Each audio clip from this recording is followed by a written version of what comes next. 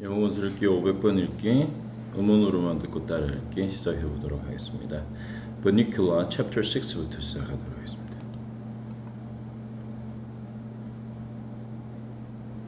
Chapter 6 Harold helps out. That night I had an uneasy sleep. Strange noises emanated from downstairs.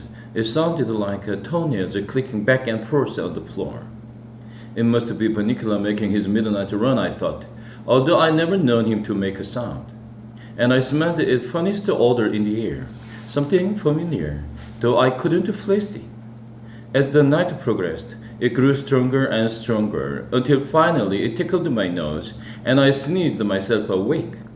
I jumped off the tub's bed, still sniffling, and headed down the stairs for the living room to find Cheddar to see if he can smell it too. His odor grew stronger as I approached the living room. Standing on the doorway is Cheddar, a strange pendant hanging from his neck. "Phew, Chester," I said. "What are you wearing for awful things for snails?" "Of course it smells," he replied. "Here, I made one for you. Put it on." "Are you kidding? That thing smells like garlic." "It is garlic," Chester stated matter-of-factly. "Why are you wearing garlic?" I asked, thinking that might be this time Chester kicking. As he walked into the living room, I checked another piece of garlic lying on the doorway. "Careful," said Chester. "Watch your step." I surveyed the room and saw the strewn of garlic on the doorways, over the windows, and around the Vernacular's cage.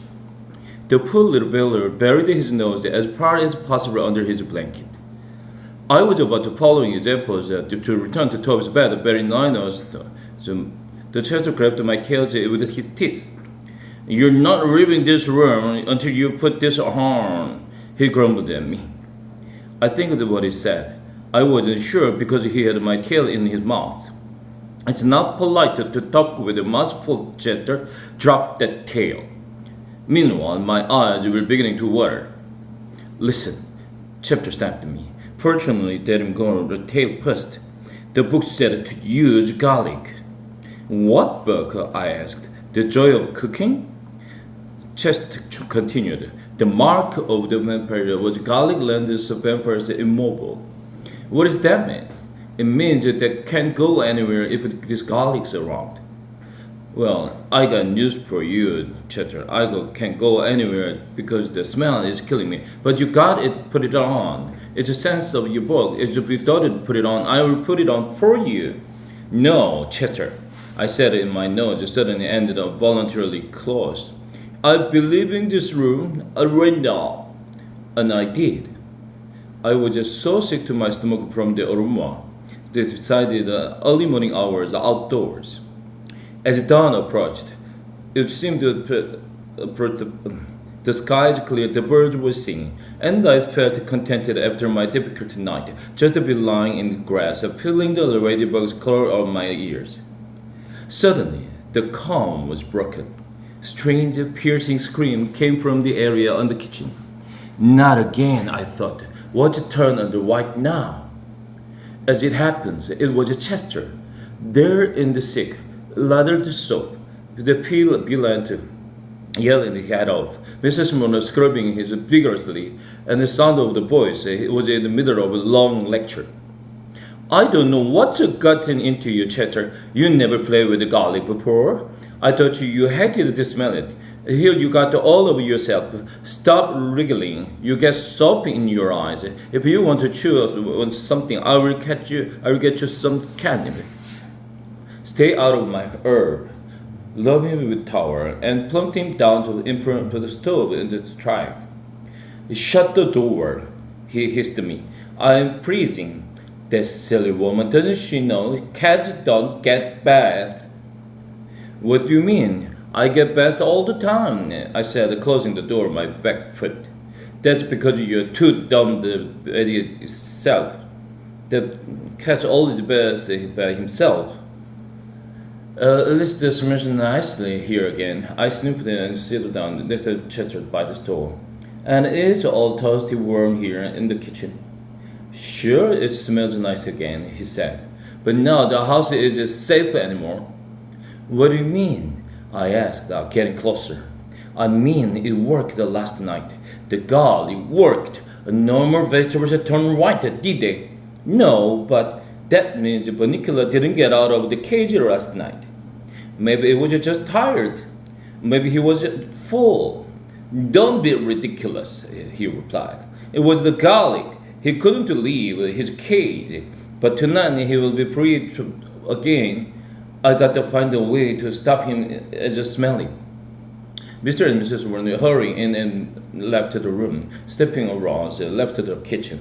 Mr. yelled up to Toby, "Don't forget to take the steak out of the frost when you get home today. And this time remember to put a plate under it." Chester's ears perked up. "Of course," he said. "That's what I thought." And he strolled past me a knowing smile.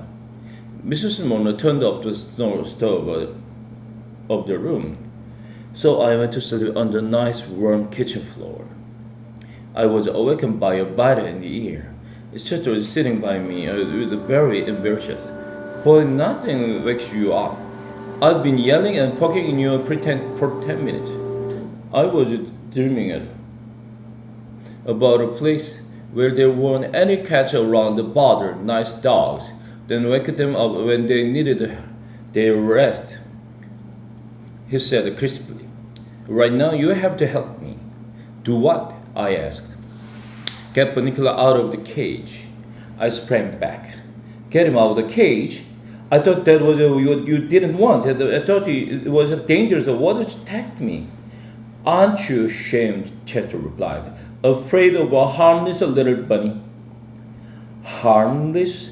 I thought you said he was the threat to this house, everyone in it. Isn't that what you said? Isn't that we're talking about all the time?" "He is a threat only at night. During the day, he's just a very sleepy rabbit, and that's why we have to do it now, while the sun is still up. Follow me," he said. "There isn't much time. Toby's day down here. Everyone is..." "Boy, you must have been tired, Harold. You slept at lunch." I followed Chester into the living room. My heart was pounding, and to unlock the cage doors was Paul. It looked as if opening and locks. The door swung open. Bonicula was sleeping peacefully. He did, however, look a little green around the gills, probably the garlics. I was just wondering how the rabbit could have gills when Chester said, "Okay, Harold, do you stop where I get when I..." "What do you want me to do?" "I can't read your mind. Get him out of the cage and to the floor, and I will be right back," Chester said. What? What? I realized that. How am I supposed to do that?" "Use your head," he answered, and he was gone. Looking at the cage, I realized that that was precisely what I have to do. Until this moment, I had never had faced the possibility of actual physical contact with a real live rabbit. I looked upon right of truth reluctantly. I seemed to recall my grandfather telling me that one rabbit would bite necks with one's teeth. This I attempted, though the very idea stabbed stomach churning. I squeezed my head through the tiny door and gently placed my teeth around the skin of Bunny's neck. To avoid any suggestion of violence, I would never been one of sport hunting. I prepared to think of myself as the creature's mother, carrying the off to safety. Unfortunately, I couldn't carry it anywhere, but once my head in the cage, it wouldn't come out again. I could not either go forward nor backward. At that moment, Chester appeared at the door, carrying in his mouth what looked every bit like a nice bit juicy raw of steak. My eyes popped, my teeth dropped. Bonicula, my mouth opened and drowned again, drooled. After all, I had mislunged. "Chester, what are you doing with that steak?" "Haven't you gotten him out of there yet?" "I can't get either of this out of here. My head is stuck." "Oh, Harold, sometimes I despair. Here, I get you both out. I should have done everything myself. He came over, dropped the stick just a few feet away from me, and I climbed on my shoulders. You put your head out of, and when I can't push up, you push out of Kate. Don't worry about the stake, Harold. Just pull. I would have more innovations if I knew who would get the stake. I pulled. He pushed. I felt something good. Popped. We all fell and jumbled. Chester, the cage, Bunnicula, and me. When I looked around, Bunnicula was lying next to me, still sound asleep. There you are, I said. We got him on. No dice, Chester said. Just read this to me. I'll be sure I'm doing right. And handed me a book. That book, again. Start at the top of the page, Chester said as I picked up the stake. While you read, I heard the stake. Chester replied. I took to me and I would start reading. To destroy the vampire and end his reign of terror, it is necessary to pound a sharp stake. Chester interrupted. A sharp stake? He asked. What does that mean? I'll test it and tell you the sharp. I offered. Never mind. This will do. It's just soloing. Keep reading. To pound a sharp stake into the vampire's heart. This must be done during the daylight hours when the vampire has no powers. Okay, he said. This is it. I'm sorry I had to go this far, but I listened this to be necessary. He dragged the stakes across the floor and needed to cast in the bunny. Then his paws. He began to hit the stake. Are you sure this is what they mean, Chester? Am I anywhere near the heart? His heart? His heart is hard to tell. Oh, I can really see it with nose and his ears. He's really sort of cute. Chester was getting the glint in his eyes again. He was pounding away the stake harder and harder. Be careful, I cried. You hurt them. Chester increased the attack. I was really getting worried when a door opened. Mr. and Mrs. Murnau were suddenly with us room. Chester, Mrs. Murnau screamed, what are you doing with my dinner? Robert, get the steak away from Chester. What's the matter with Bunnicula? Why is it on the floor? Mr. Murnau took the beautiful steak away. I wished to pound the power, the tears in my eyes. As the kitchen door slammed open, Chester whispered the cold determination. All right, the last resort. They dashed into the kitchen. Seconds later, he was back, carrying his water dish between his teeth. He ran to the Bunnicula and ran the yell. Put this dishwater. Unfortunately, his aim's not the best. The water dripping from my ears. I watched Mrs. Murnau pick Chester up from the scruff of his neck and toss him unceremoniously out the front door. Robert, we are going to have to do something about that cat. Look at this mess. Dinner's ruined. The pool bunny is out of this cage. Harold is sopping wet. I tried to look as pathetic as I. Oh, poor Harold.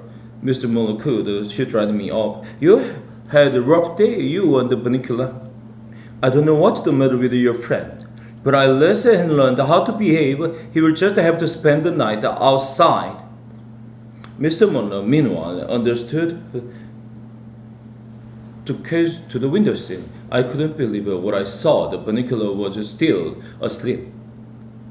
And Mr. Muller said, the steak is ruined. Whatever, he deserved to treat it this way. I panted preparely. After my delicious dinner, I turned my attention to the book, still lying on the floor. Another method of destroying the vampire is to immerse the body in the water. The body will land shriveled, disappeared, as the vampire emits one last scream of terror. Phew, I thought, so that's what he's trying to do. Thank goodness it missed. I had no regrets about missing a scene like that. Poor Bunnicula. I looked over toward the cage, and there at the other side of the window was the pathetic, tabby face of the king. His little nose was pressing against the window. I couldn't hear him, but from the movement of his lips, I can see he was very unhappy. Poor Chester. As for me, Mrs. Monroe spent the evening petting me and the family chatting me all night long. And of course, I had my yummy steak dinner. So, it wasn't such a bad day after all. Except that now my steak was all gone. Poor Harold. Chapter 7. A New Friend in Need. In the days followed, Chester's behavior was exemplary. He purred, he cooed, he cleaned his paws. He rubbed against everyone's legs to show what a good boy he was. I was getting worried. Chester actually looked that way, only when he has devious in his back his mind. I didn't know what it was. He's tried everything in the book to get rid of the vampires, and all as an effort failed. But I knew from the expression of his face there's something indefinitely up. Because I didn't know for certain, because he has not spoken to me since the steak incident. I guess he realized that my heart just wasn't in the destruction of the vampire. In fact, I was beginning to like the little fellow. The Monroes relieved that Chester improved behavior. They didn't know how to account for this strange doing, but to their credit, they were willing to let bygones be bygones. The only disturbing factor is all our lives was the reappearance of the white vegetables each morning in the kitchen.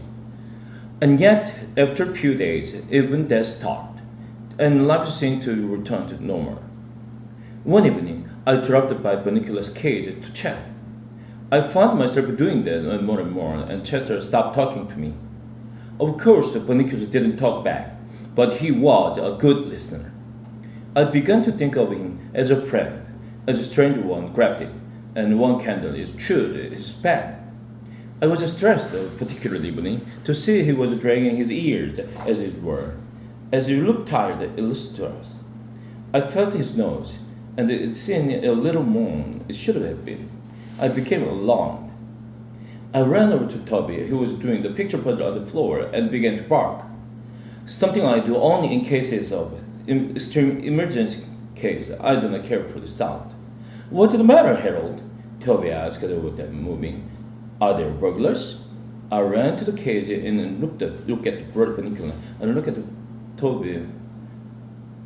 Toby looked confused. Do you want to play with him, Bunnicula? Wolf, I responded, indicating I hope that was indeed he was do. He should do. I asked the mom and dad, you wait here.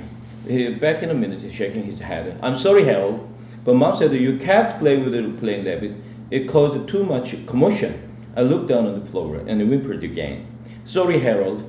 Maybe later, when we all gather together, and regarded Bunnicula as eyes in that night. He gave a little shudder, and I felt like crying. My friend was sick, and I didn't know what to do. I wished I could tell Chester, but I knew it was no use. He was just too mad at me. I would have to sort this out on my own. That night, I couldn't sleep, worrying about the Bunnicula. I decided to go downstairs and check on his condition. What I saw and when I entered the living room horrified me. Bunnicula was out of his cage on the floor, while Chester stood in front of him, a piece of garlic around his neck and his arms outstretched, blocking the kitchen door. Suddenly, it all fell into place. Chester was starving Bunnicula. Of course, that's why he seemed so listening to us. That's why the vegetables had stopped turning white. Chester had made it impossible for Bunnicula to eat. Chester, I cried. Chester jumped a very high jump. What are you doing down here? He spatted and ran. I know what you are doing, Chester, and the jig up. A little bunny never hurt anybody. All he is doing is eating his own way. What do you care for doing for these vegetables? He's a vampire, his Chester snarled. Today vegetables, tomorrow the world. I think perhaps that you're overstating your case, I suggested cautiously. Go back to bed. It's the not matter of the two of us. It's too kind. Who's you being kind to? I wondered as I went back to the stairs. the tomatoes, the zucchinis in the world, the few cabbages. It just didn't make sense. But I could see I wasn't going to get anywhere with Chester tonight. Tomorrow, however, it would be another story. I was determined that by hook or by crook, my friend Bonicula would eat sundown the next day. Chapter 8. Disaster in the dining room. I realized that there was nothing I can do for Bonicula during the day since he was sleeping, but that gave me time to plan my strategy. At first, I thought I would bring the food into this cage, but it occurred to me to Chettermaster taking everyone with to giving them. Pete and Toby usually left the letters of the Bonicula day when he is sleeping. Chester every watchful, probably napped each evening to just before the rabbit work. No, there would have to be another way. I thought and all afternoon, and I could see the Chester was doing a good job isolating Bonicula's from food. There was no way I could think of to overcome Chester's game plan. As the evening drew closer, I grew more and more frantic. I stumbled into the dining room and saw the answer to my problems sitting before me on the table. It was a big bowl of salad. All I had to do was get Bonicula to do this salad and let him get his fill, for the family came in to eat. And that funny white dressing on it, they will never notice that if your vegetables turn white. I ran to the hallway, checked the clock, 6:15. It will be 15 minutes before the sun went down and Bonicula woke up. I was then needed to 5 minutes from his cage to table and feed him. All I had to do was make sure no one came into the room until he is finished. I needed a good 20 minutes at least. I went back into the room. Chester was asleep in his brown velvet chair and sharing his enchilada, and still one of the previous night's activities. I checked upstairs. Toby was reading in his room the last chapter of Treasure Island, I noted. Pete, who should have been doing his homework, was listening to record in his room. I ran down to the kitchen. "Hello, Harold," Mrs. Morner said as I came through the door. "What's new?" Other than the left starving in the next room, in the imminent attack of a salad bowl, nothing, I thought. I stood at the pit and panted. She scratched my head. This gave me a moment to check out how far she was cooking. "Sorry, Harold," she said. "I had to baste this chicken." I noticed the oven timer still had 35 minutes still to go. It really tight at her. "I can make it." "Now where is Mr. Monroe?" I went to the front door and whimpered loudly. Mrs. Monroe followed me. "Are you waiting for Daddy, Harold? He will be home soon." "Soon isn't good enough." "How soon?" I whimpered again. "Patient boy, he's late at school meeting. He should be here any time." She went back into the kitchen and I checked the clock. 6:25. It was getting dark and Chester was still asleep. Time to swing into action. Having watched Chester under the locked Bonicula's cage and having participated in an unfortunate steak episode some days earlier, I knew I would have no problem getting Bonicula out. I just had to be a little more careful where I positioned my head, so that I wouldn't find myself in the humiliating predicament to getting stuck a second time.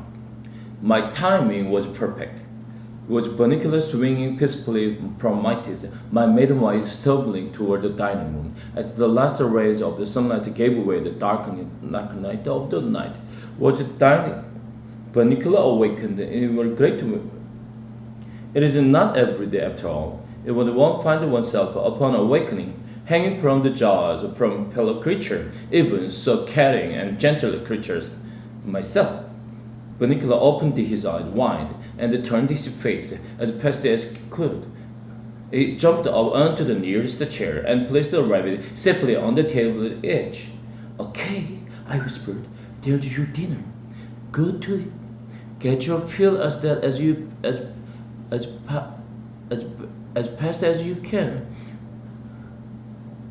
But this sight of the vegetables was piled high in the center of the table sent him scurrying in the direction. He was very hungry. As a luck would have it, as I should have anticipated, Chet's sense of timing was still as my own. No sooner Bunnicula reached the edge side of the vegetable and swung with the Chet bounded into the room. He surveyed the scene frantically. I was unable to act fast enough. Upon seeing Bunnicula about to enjoy his first bit of nursing in days, Chester leapt across the table, seemingly without touching floor, chairs, and anything else between himself and dark friend. And then, "Oh no, you don't!" he shrieked. Bunnicula, not sure what to do, jumped high in the air and landed in the greatest gathering of green, smack in the center of the salad bowl.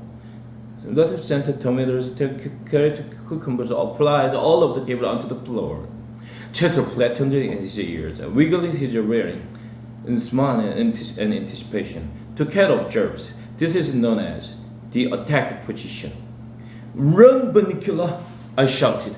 Bunnicula turned in my direction as if he to ask, "Where? Anywhere," I cried. "Just get out of his way." Cheddar sprang. Bunnicula jumped. And in the flash of a second, they have changed the position. Cheddar now found himself flat on his back, owing to the slippery and the salad dressing in the bowl. And Bunnicula, too dazed to even think about food, now hovered creepily on the table. Cheddar was having a great deal of getting back on the pith, and I knew it all of the matter. And I knew also Bunnicula was too petrified to do anything save himself, so I did the only thing I could.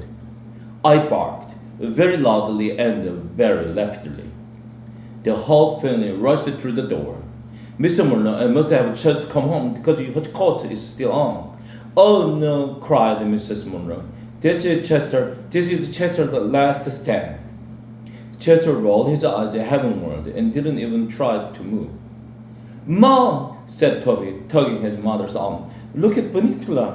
How get out of his cage? He looks scared." "Of course he's scared," Mrs. Murner said.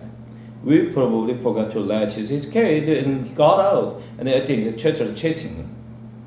Toby put his face close to the rabbit.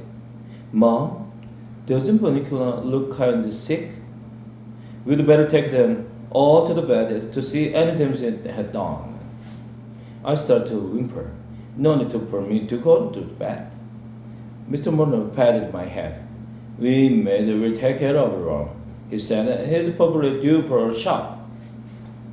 Mrs. Murner carefully picked Cheddar out of the salad bowl and carried him by the scrap of the neck to the kitchen. "I'm going to give the Cheddar a quick bath," she said. "Mr. Murner, why don't you put together a fresh salad?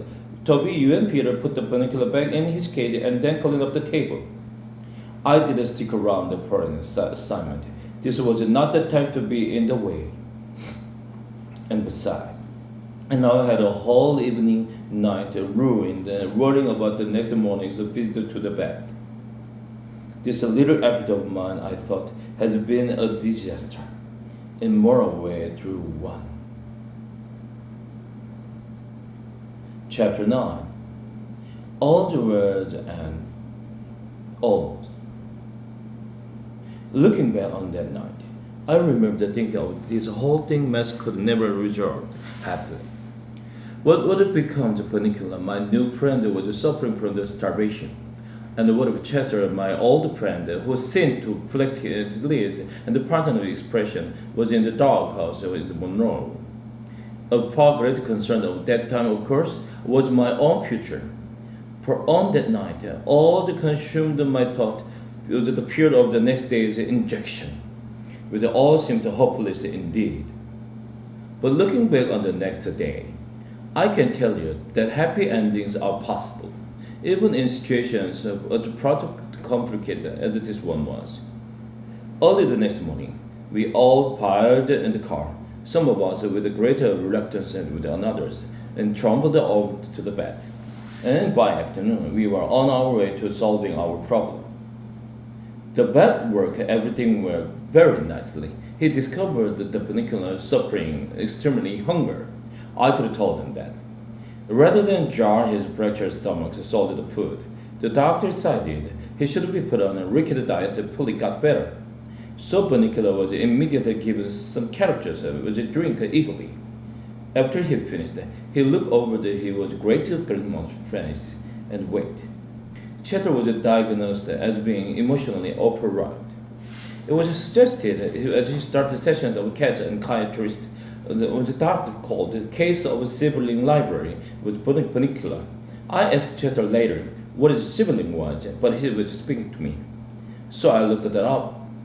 It's like a brother or sister. And sibling rivalry means you are competing with your brother or sister for attention. I was sure this was Chatter's brother, and sure a lot of Toby and Pete. As for me, well, I came out the best. Dr. Watson all said to give me a shot when the nurse came into my cart. Wait, doctor, this dog doesn't need his shot yet. It's too soon. So I got a pat on the head and the doggy pop instead. These days, everything is back to normal in the Monroe's household. Almost. Binocular liked his liquid diet so much, but the Monroes kept on it, and oddly enough, had no problems in the vegetable mysterious turning white since. Chatter, of course, insists that this proves his theory.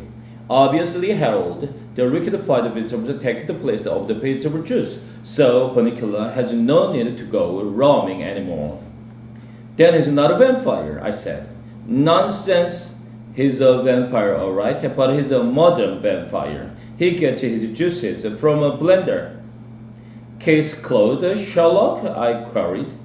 Case closed. Oh, Chester. Yes, Harold? What if the funny marks on your neck jumped? I laughed. Very funny, he said, as he began to bathe his tail. Very funny. The Monroes, they changed the market, and these days believed that they were the victims of the curious vegetable blight. Binocular and I have become good friends. He still doesn't say anything. He snuggled some next to me by the fireplace and let long cozy sleep together. One night I sang him a lullaby, and his screwy dialect is homeland. It is very peacefully. It was that night that meant dark bridge. Now, about the Chester. I said that everything was back to normal. Almost. Naturally, Chester is the almost. He has been seeing the psychiatrist twice a week for some time now. Very seriously. The other morning, I was trying to get a little sleep when Chester came over and nudged me in the ribs. Harold, do you realize that we never really communicated? I mean, really communicated. I opened one eye cautiously. And in order to communicate, Harold, you have to really be in touch with yourself. Are you in touch with yourself, Harold? Can you look at yourself in the mirror and say, I know who I am. I am in touch with the meanness that is me. I can reach out to Eunice that is you. I closed my eyes. I'm used to it by now. He talks like that all the time. He no longer read Edgar Allan Poe's night. Once he included a writer about Binocular, there was no more talk about the vampire. The mark of the vampire sits, it's usefully obsolete on his shelf. Right now he's reading Finding Yourself by Screaming a Lot. And the other night, I heard the most awful noise coming from the basement. I didn't even batter eyelid. I knew it just a Chatter, finding himself, as he called it. He explained to me and he's getting in touch with the kittenhood. And I've told him that's fine. Just let me know when he's going to do it, so I can be elsewhere. I had enough trouble with Chatter adventures. So, that's my story. And the story of a mysterious ranger. She no longer seemed quite so mysterious, and was definitely no longer a stranger. I will present the fact as clearly as I could, and I'll leave it to you, dear listener, to draw your own conclusions. I must now leaving this narrative to a close, since it is Friday night.